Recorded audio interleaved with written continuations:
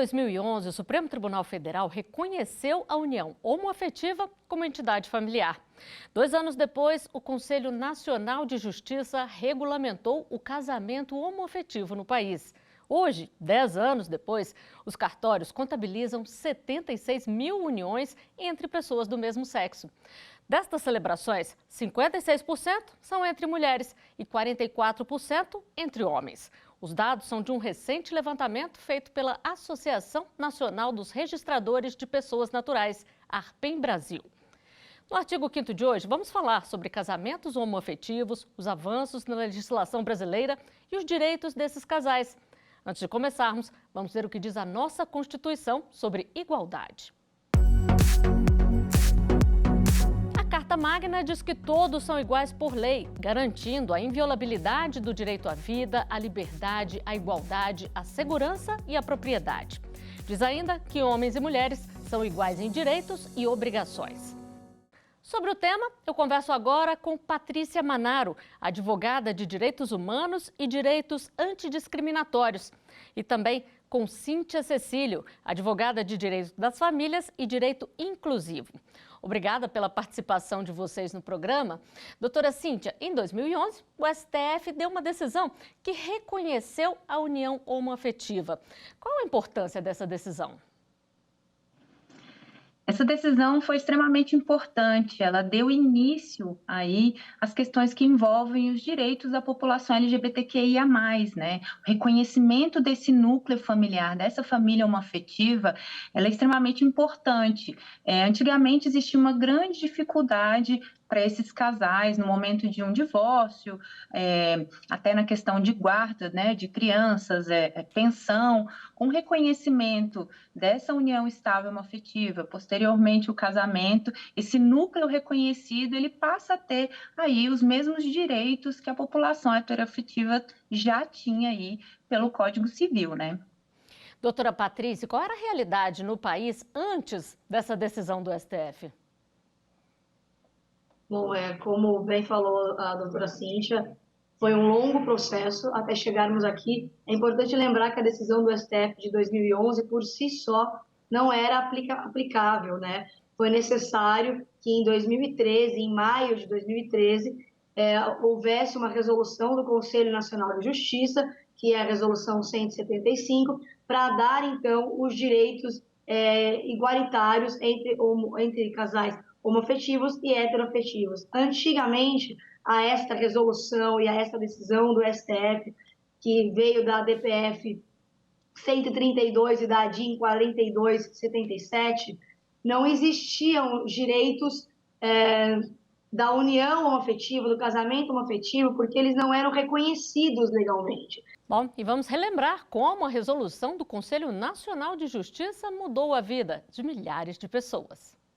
A felicidade de Kleber e Ricardo contagia os amigos e familiares. Na troca de alianças é possível ver a emoção do casal. Sejam felizes para sempre.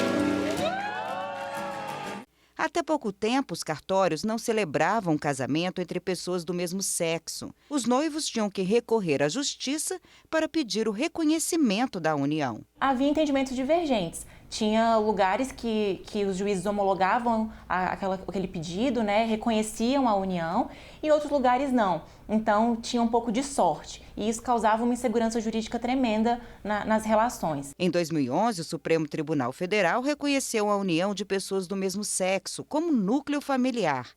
Na prática, as regras que valem para as relações estáveis entre homens e mulheres passaram a ser aplicadas aos casais homossexuais. Em maio de 2013, uma nova conquista.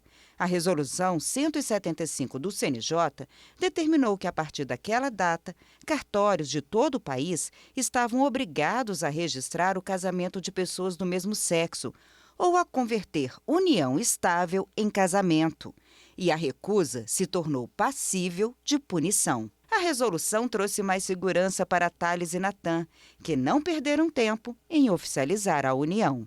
Até então, o Natan não podia ficar no meu plano de saúde, a gente tinha alguns problemas com compra de imóvel, carro e etc. Até mesmo para seguro de vida, por exemplo, eu não podia colocar o Natan. a gente poder se casar, a gente poder ter o mesmo plano de saúde, tudo isso meio que ajeitou, encaixou a nossa vida, aquilo que faltava e que a gente pôde fazer depois que essa resolução saiu, que a gente conseguiu se casar. Doutora Cíntia, isso foi uma luta antiga, foi sendo construída, tanto a DPF que deu origem à decisão do Supremo, quanto também essa resolução do CNJ. O que mudou após essa resolução? O CNJ, ele vem modulando aí as decisões do STF desde então, né? Para cada decisão que o STF tem aí com relação à população LGBTQIA+, o CNJ vem e ajuda a gente conseguir aplicar essas decisões de alguma forma, né? Infelizmente, ainda não tivemos nenhuma alteração no Código Civil a respeito da população LGBTQIA+, ali, e incluída ali num artigo, né, de alguma forma, ou uma lei específica, né?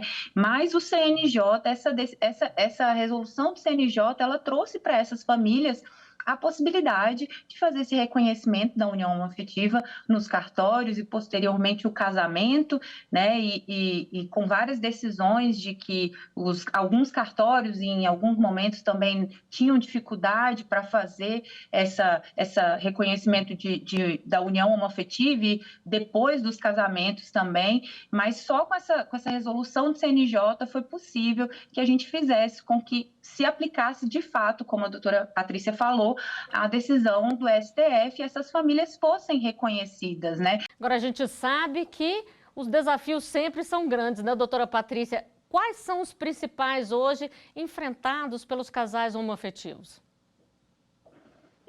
Infelizmente, nós vivemos uma sociedade onde nós temos fatores que impedem que a legislação tenha o seu caráter de equidade, né? Então, um dos primeiros fatores que é importante é a homofobia institucionalizada.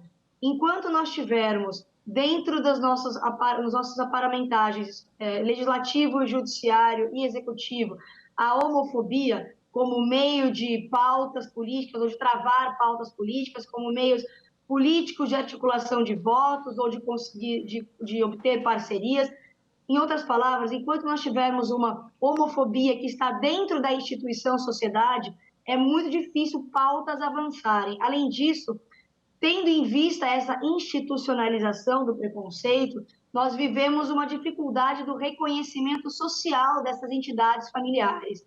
O IBDFAM, Instituto Brasileiro das Famílias, ele já reconheceu que o novo conceito familiar mundial é a união de laços afetivos, independentemente do gênero da constituição dessas famílias. Nós temos ainda um terceiro fator, que é, infelizmente, a dificuldade da sociedade, ou de parte da sociedade, compreender a diferença entre casamento civil e casamento religioso. E aí nós temos várias pautas políticas, sociais, sendo travadas com base em religião, sendo que o que se busca é o reconhecimento civil e constitucional, e não do credo de outras pessoas. Um importante bloqueio é a questão da falta de informação.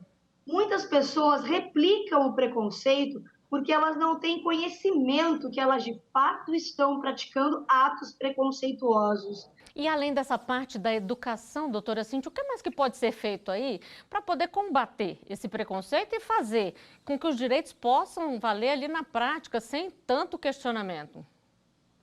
Eu acho que os pontos que a doutora Patrícia trouxe são extremamente importantes. A gente ainda tem uma dificuldade de informar mesmo. Nos últimos anos, nós tivemos aí pouquíssimas campanhas aí em TV aberta, né, que falassem sobre as questões das famílias homoafetivas, das pessoas LGBTQIA+. Então, a gente ainda vê pessoas tendo algumas atitudes LGBTQI-fóbicas, homofóbicas ou transfóbicas, como as pessoas preferirem, qual termo preferirem usar, não deixam de ser crimes, né?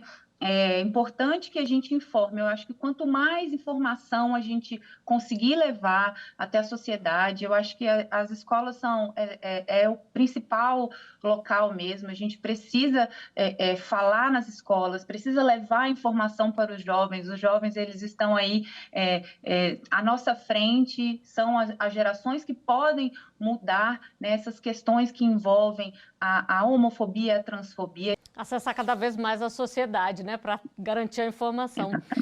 E nós vamos ver agora a primeira pergunta de telespectador que chegou para a nossa produção. Casamentos homo ou heteroafetivos se diferem legalmente? Doutora Cíntia, qual a diferença legal? Olha, eu vejo que hoje, legalmente, apesar disso, eu sempre repito, né, a população LGBTQIA+, tem uma dificuldade de não ter legislações, né? Apesar de termos evoluído muito nas questões que envolvem as decisões do STF nos últimos 10 anos, a gente não tem legislação. Estamos aí presos a essas decisões, ainda bem, né? E com as modulações do CNJ. Mas não hoje... nas questões de adoção, nas questões de pensão, não há nenhuma diferenciação e os direitos são exatamente os mesmos. Agora, doutora Patrícia, por que legalmente ainda não há essa equiparação? O que falta? Os LGBTs não têm legislação própria no Brasil. E isso é tão sério que quando nós discriminamos, ou criminalizamos, perdão, a homofobia, em 2019, nós utilizamos uma lei emprestada. É a Lei 7.716 de 89, que fala da lei da questão da discriminação racial. Sim, a LGBTfobia é racismo social, perfeito. Mas se nós formos ler a Lei 7.716 de 89, não tem condutas específicas que deveriam ter para conseguirmos tipificar o crime de homofobia que está criminalizado já desde 19. Por que eu estou começando a falar dessa forma? Porque dentro dessa lacuna legislativa, nós percebemos que, da mesma forma que houve a criminalização da LGBTfobia em 2019 e houve a decisão do STF em 2011 a respeito do casamento da união estável afetiva, 2013 a resolução 175 do Conselho Nacional de Justiça, ainda assim, nós não temos legislação, lei, no sentido estrito da palavra, que tenha a medida protetiva para esses direitos assegurados, o que nos causa uma profunda insegurança jurídica do que pode acontecer amanhã. Bom, a gente vai voltar a falar sobre esses direitos daqui a pouquinho no próximo bloco. Nós vamos agora para uma pausa. A gente volta já.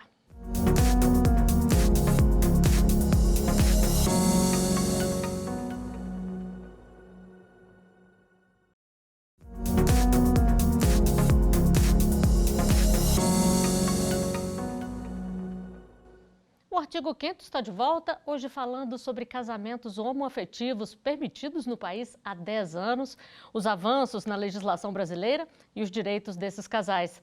Sobre o tema, eu continuo conversando com Patrícia Manaro, advogada de direitos humanos e direitos antidiscriminatórios, e com Cíntia Cecílio, advogada de direito das famílias e direito inclusivo. Doutora Patrícia, mesmo com a resolução, os casais eles ainda encontram dificuldade quando chegam num cartório tentando formalizar ali a união homoafetiva? E se isso acontece, o que fazer? Bom, infelizmente, nós temos um país, ou felizmente, não sei, nós temos um país muito grande. E em razão desta amplitude, nós temos regiões onde a lei tem mais dificuldade de ser aplicada. Então, quando nós falamos de grandes polos urbanos, já tem uma maior facilidade de você realizar o casamento homoafetivo. Os trâmites do casamento civil homoafetivo é idêntico aos trâmites do casamento civil heteroafetivo, tá? Isso não muda.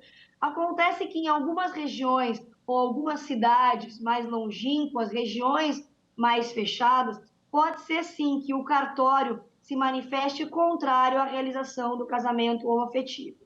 Então, nós temos algumas saídas para serem feitas.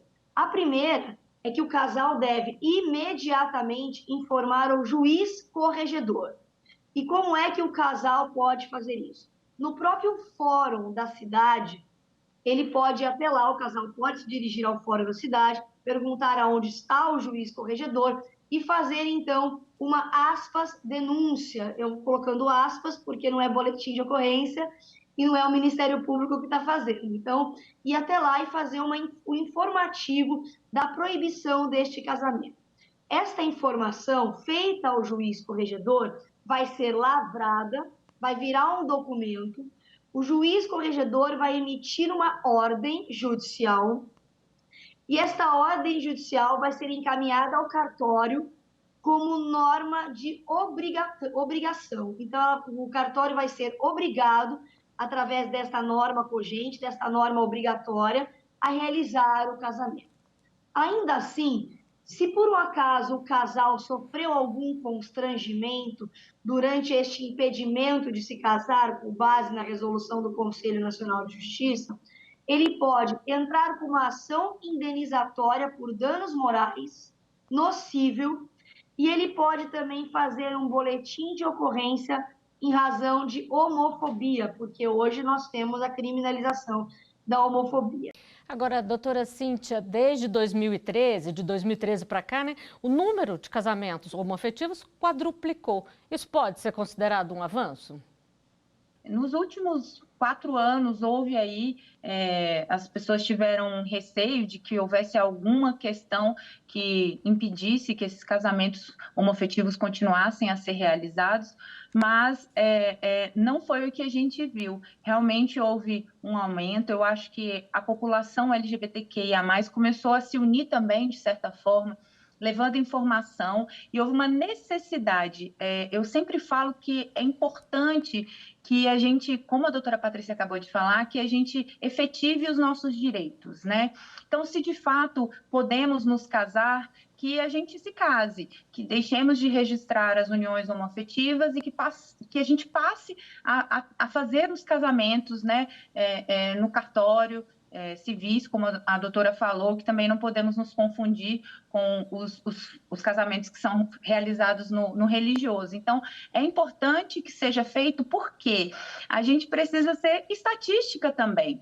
Então, quando não se registra um boletim de ocorrência por homofobia, né, quando não se procura o Ministério Público, quando não se vai à delegacia, quando não se casa, né, a gente não entra nem para a estatística e fica difícil até que se diga que aconteceram muitos crimes de homofobia naquele ano, porque a gente não conseguiu ser estatística. Bom, e continuando a falar sobre os direitos, nós temos mais uma pergunta.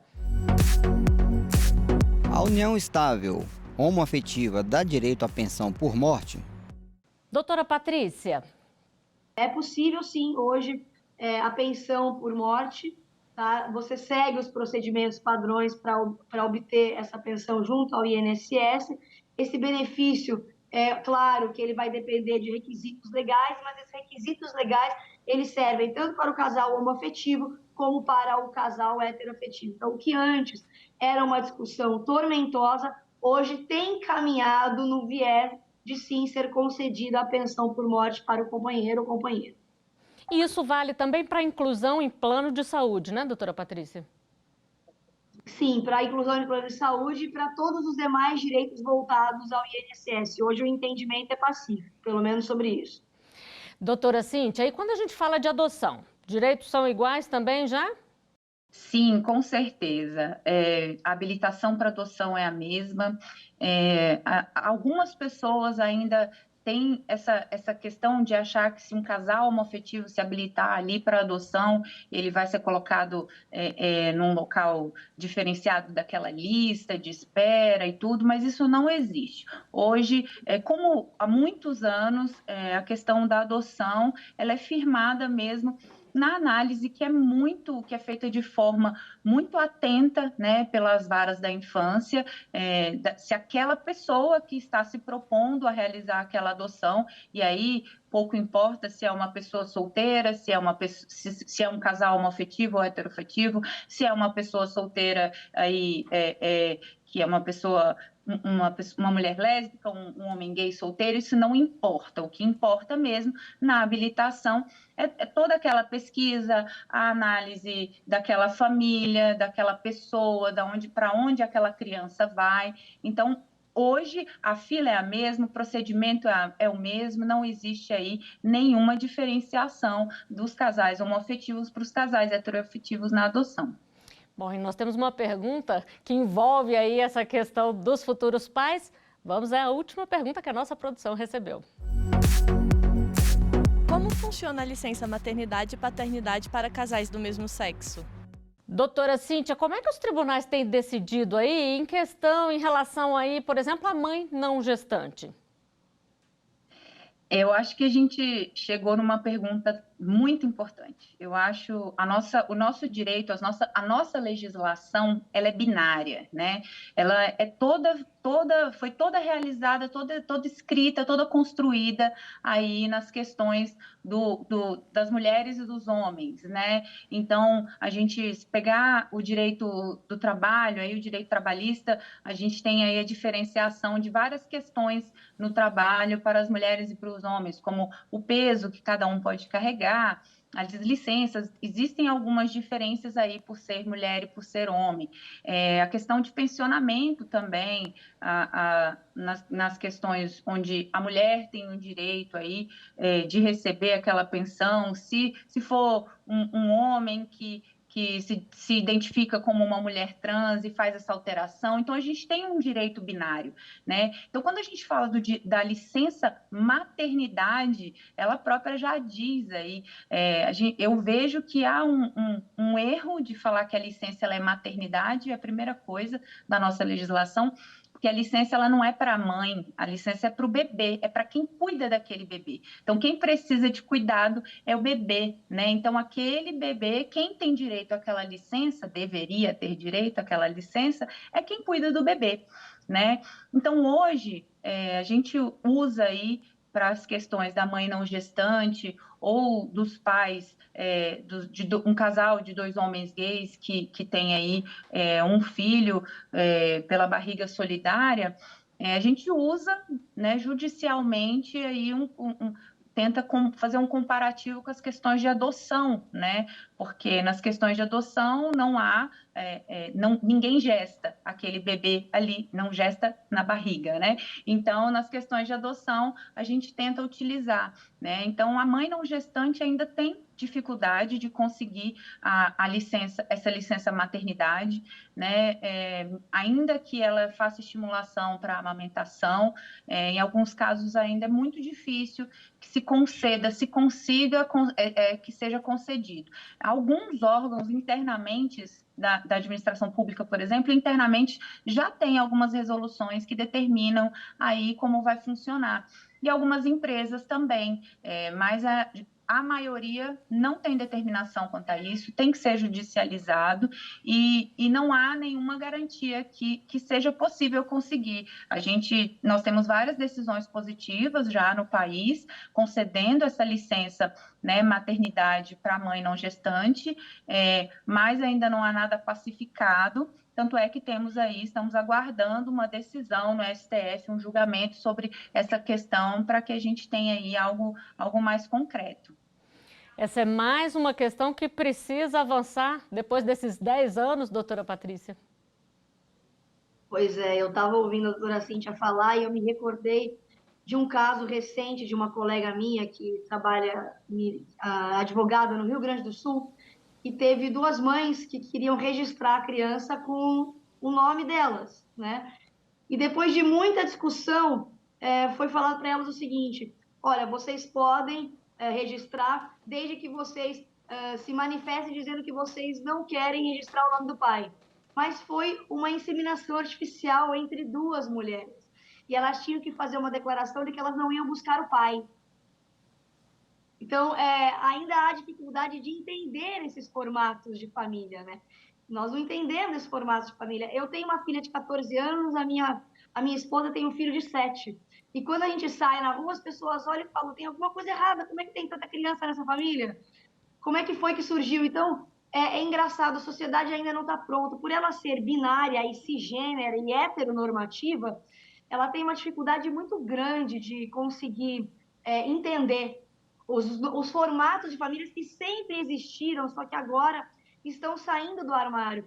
Eu não acho apenas que o número aumentou porque tem mais pessoas se casando, mas sim porque as pessoas estão tomando coragem de se libertar, de sair dos armários sociais, das prisões sociais e irem para as ruas.